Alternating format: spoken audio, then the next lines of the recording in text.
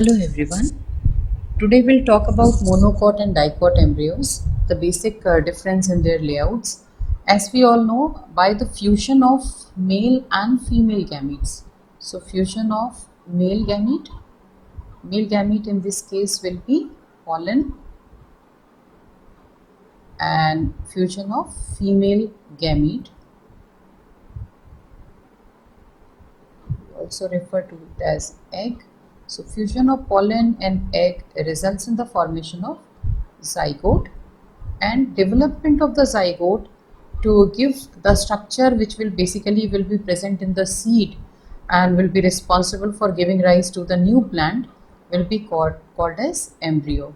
So all of us know that there are two kinds of plants, which are monocot and dicot. So we'll in the today's class we'll discuss about monocot and dicot embryo, the basic structure of these two embryos. So in the case of monocots, we'll talk about embryogeny in monocots.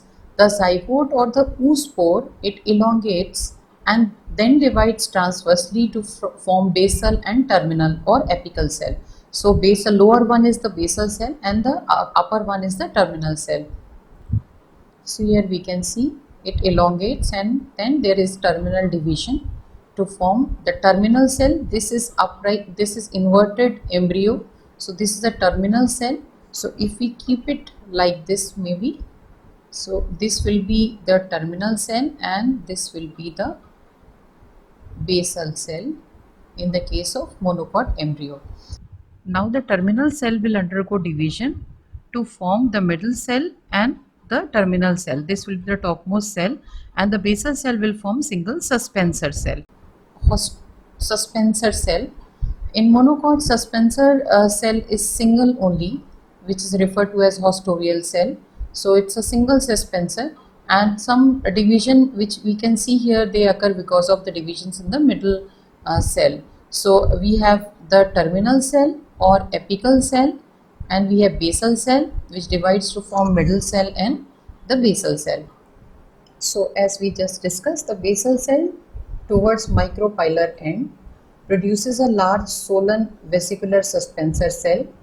It may function as haustorium. As we saw here, it's a single large suspensor cell which functions as haustorium in case of monocot embryo, and the terminal cell divides by another transverse division to form two cells. The top cell, it undergoes a series of division to form plumule and single cotyledon, as we can see. So we can see here multiple divisions are occurring, and after these divisions, plumule and cotyledonary structures, they are formed. Here also we can see the plumule, cotyledon, hypocotyle, radicle. So in the case of monocot embryo, as we can see here, we have discussed dicot embryo development in detail, and in dicot embryo development we have discussed that there were two cells, like the embryo after fusion divides into two. The polarity established at very early cell division stage. This is apical cell and this is basal cell. There are progressive divisions in the basal cell to give rise to many suspensor cells, and the last cell of the suspensor was known as haustorial cell. Okay, and the first suspensor cell, the topmost suspensor cell, was known as hypophyseal cell, which used to participate in the development of the formation of some structures of the embryo like quiescent center and root columella. But here in the case of monocots, as you can see, the suspensor is single. They don't have 6 to 9 suspensor cells as present in the dicot.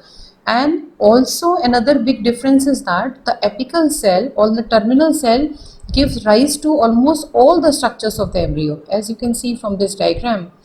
Okay, radicle, hypocotyle, plumule, cotyledon, each and every structure in the embryo, it is given rise by the terminal cell of the embryo in the case of monocots, which is a big difference from the dicot development. Now here this is suspensor, this is the radicle, this is the plumule, this is the cotyledon.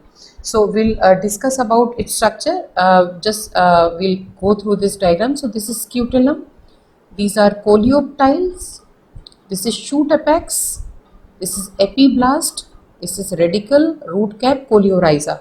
So we'll talk one by one all these structures present in the monocot embryo. Okay, so cotyledon called scutellum grows rapidly and pushes the terminal plumule to one side. So as you can see, cotyledon is known as scutellum, which grows rapidly and pushes the terminal plumule to one side. So terminal plumule is pushed to one side with this scutellum, which is actually the cotyledon. Okay, and the plumule comes to lie in the depression. So plumule is located in a little bit of depression in the cell. So we shall just see about this coleoptile and coleorhiza. The middle cell after many divisions forms hypocotyle and radicle. So as we discussed, middle cell also is given rise by the division of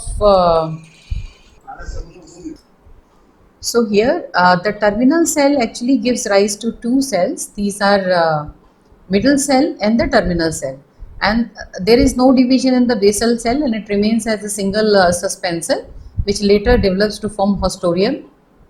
Okay, now as we can see, the middle cell after many divisions form hypocotyle and radicle. So after many divisions, these radicle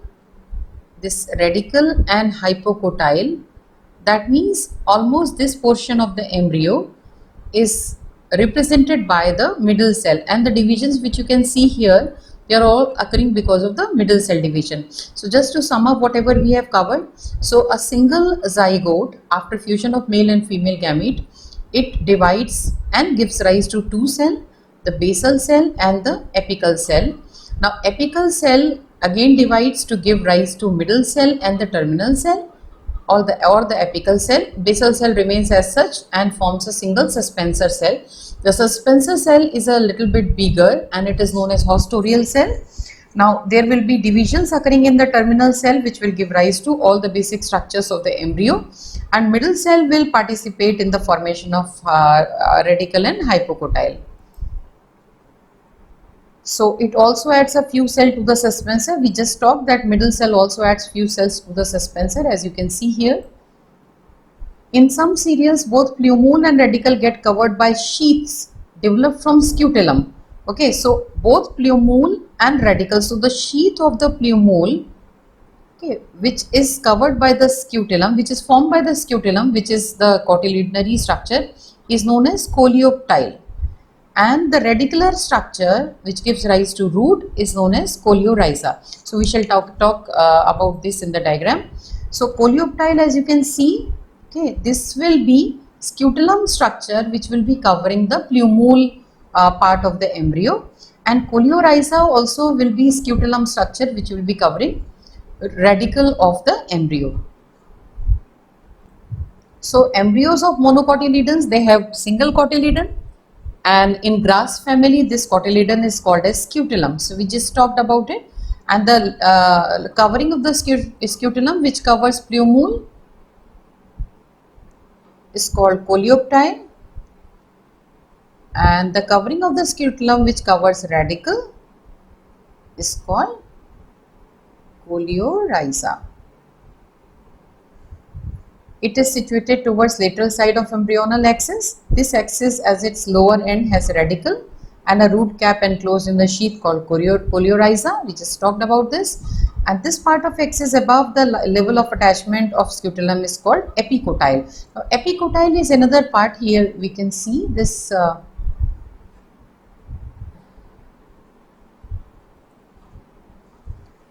it has shoot apex and few leaf primordia enclosed in a hollow foliar structure called coleoptile.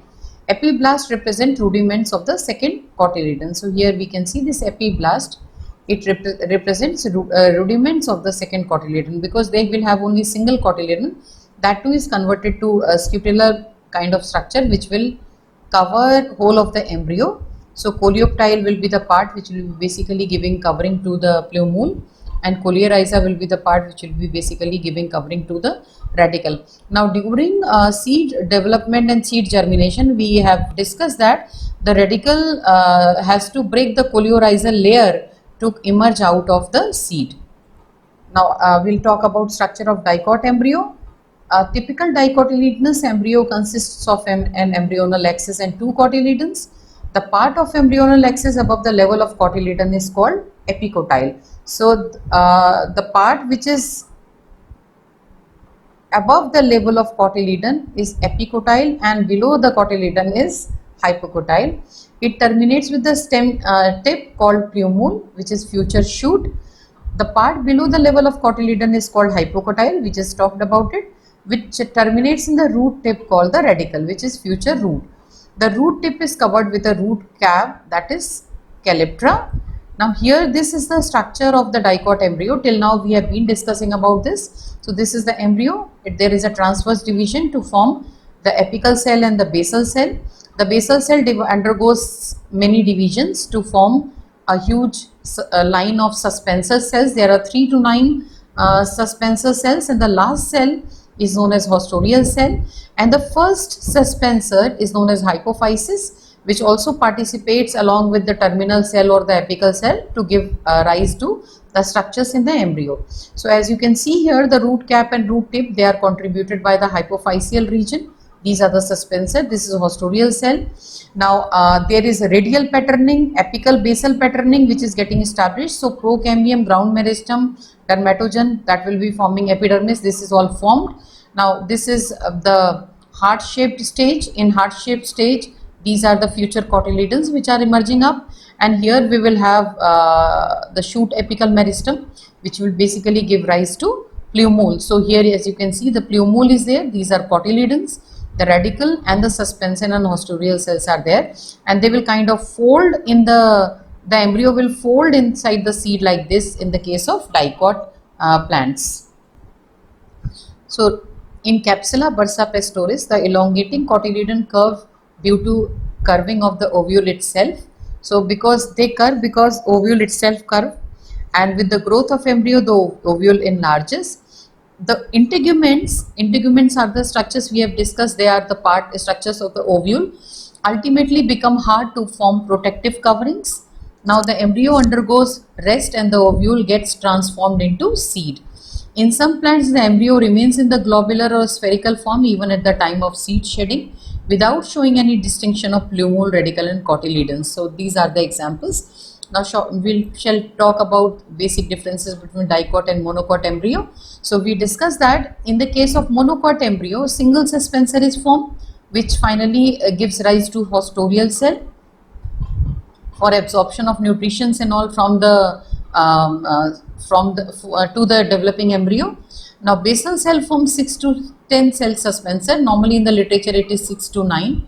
So sometime it is 6 to 10, and the last cell of the suspensor is referred to as haustorial cell, and the first cell of the suspensor in the case of dicot is referred to as the hypophysis. So hypophysis is the part of the basal cell division which participates in the formation of the embryo. Terminal cell produces embryo except the radicle. So radicle part is contributed from this hypophysis. Okay, and hypophysis actually formed by the basal cell division. The suspensor cell, the first suspensor cell is known as hypophysis. Okay, now in the case of monocot embryo, it again divides into 3: the middle cell, the apical cell and the basal cell. Now basal cell is the single one which will basically form the haustorial cell. The middle cell is formed by the division of the apical cell or the terminal cell. So terminal cell only gives rise to whole of the embryo. There is no contribution of the basal cell.